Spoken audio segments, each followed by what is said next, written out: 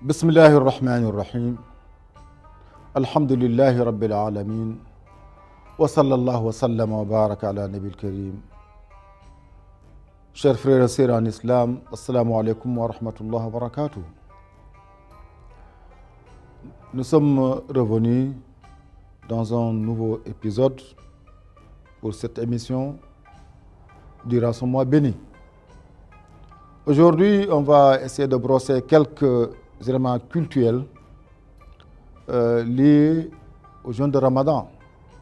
Parce que souvent les gens confondent certaines pratiques culturelles ou les déplacer, et ce qui crée un problème à certains niveaux.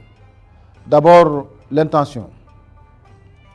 Le mois de Ramadan nous demande, comme toute forme d'adoration, de formuler d'abord l'intention. C'est-à-dire que je vais faire en formulant ça intérieurement, sans prononcer ça. Sauf s'il s'agit du pèlerinage, Hajj ou Umrah. Donc on formule intérieurement l'intention que je vais jeûner le mois de Ramadan entièrement. Donc ça se passe le soir. Si par exemple, on n'a pas eu la chance de connaître l'apparition de la lune, jusqu'à demain matin vers 8h, 29h, qu'est-ce qu'on doit faire? On entame le mois de Ramadan en formulant toujours même l'intention de jeûner tout le mois de Ramadan, mais aussi en payant ce jour du premier mois de Ramadan qu'on n'a pas eu la chance de jeûner, parce qu'on n'était pas du tout au courant. Deuxième élément, c'est ce qu'on appelle les nawafil.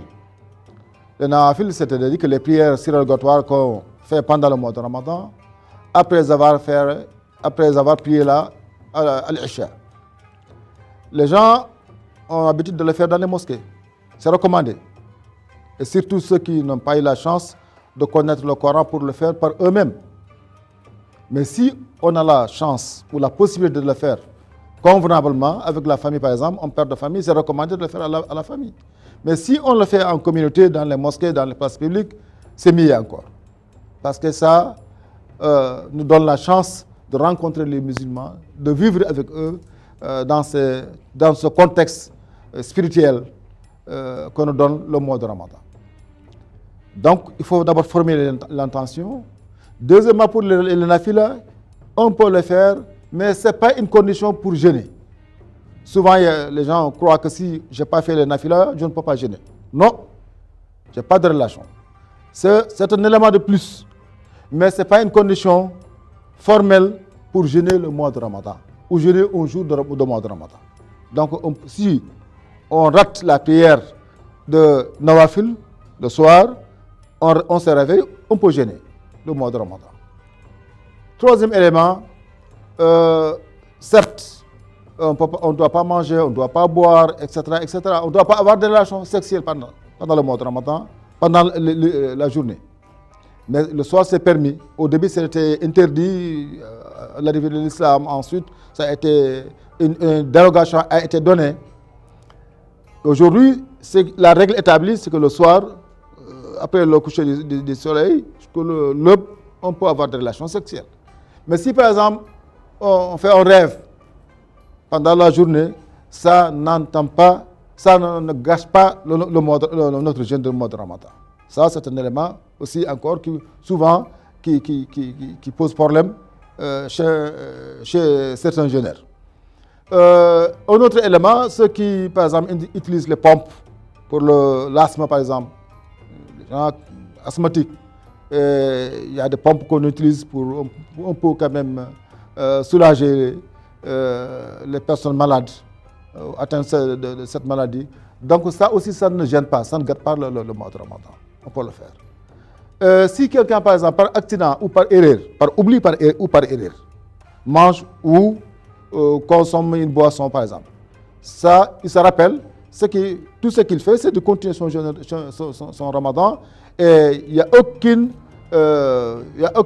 résultat ou péché ou sanction. C'est normal. Le prophète sallallahu alayhi wa sallam, dans son hadith authentique, celui qui boit, celui qui mange pendant le mois de Ramadan, par oubli ou par erreur, il n'a qu'à continuer son jeûne de mois de Ramadan. Donc, voilà quelques éléments liés à notre comportement pendant le mois de Ramadan. Mais il y a aussi encore d'autres éléments, par exemple ceux qui préparent les repas, les femmes dans les cuisines, de goûter, ensuite de rejeter ça, et ça pour savoir que si le dosage est bon, donc ça aussi encore, ça ne gêne pas du tout. Un autre élément, le fait de couper le mois de Ramadan par maladie ou par voyage, là, si on doit reprendre, on doit reformuler encore de nouveau notre intention. Cinquième élément qu'on doit aussi encore éclaircir ici dans cet espace-là, ça concerne deux types de personnes. Ceux qui sont malades et ceux qui sont en voyage. Ces deux personnes-là, par exemple, si la personne malade va suivre un traitement pendant le mois de Ramadan ou un mois, 2 mois après, là, il peut arrêter le jeûne du mois de Ramadan. Après avoir terminé son traitement, il paye les jours qui n'ont pas été manquants. Donc ça, c'est pour la personne malade. C'est valable aussi encore pour la personne qui est en voyage. Donc j'ai fait un voyage 2 jours, 3 jours, 1 semaine, tout le mois de Ramadan. Après avoir revenu, donc là aussi encore je paye. Je peux payer ça de manière dispersée ou en vrac. Donc je prends tout un mois, je jeûne, ou je prends aujourd'hui 5 jours, 6 jours, 7 jours. C'est valable aussi encore pour les femmes avec leurs règles mensuelles là. Donc ça aussi encore, il peut aussi encore payer de manière séquencée ou payer ça en vrac. Donc ça, c'est pour les jeûneurs et pour les malades. Mais il y a d'autres catégories de personnes par rapport au mois de Ramadan. C'est-à-dire que les gens atteignent des maladies incurables. Comment faire? Donc là, si la personne a des possibilités de donner aumône au jour le jour, il n'a qu'à le faire. Il peut donner ça en vrac, c'est-à-dire donner le montant ou donner la nourriture globalement au début du mois de Ramadan, ou donner ça au jour le jour. C'est faisable. C'est valable aussi encore pour personnes âgées qui n'ont plus la capacité de jeûner le mois de Ramadan. Parce que le mois de Ramadan est ordonné, mais il y a une condition. C'est-à-dire que la capacité de pouvoir jeûner le mois de Ramadan. Si on n'est pas dans cette capacité-là de jeûner le mois de Ramadan, dans ce cas-là, nous sommes exemptés. Et ce qu'on doit faire, c'est de donner le manger à une personne durant le mois de Ramadan, chaque jour, ou à une autre personne, diversifier ça, donner ça aujourd'hui à X ou demain à Y, ou donner ça en vrac, ou donner ça de manière séquencée. Donc ça, c'est pour ces personnes-là. Mais il y a une autre catégorie de personnes, ceux qui font un travail qui n'est pas du tout compatible avec le mois de Ramadan.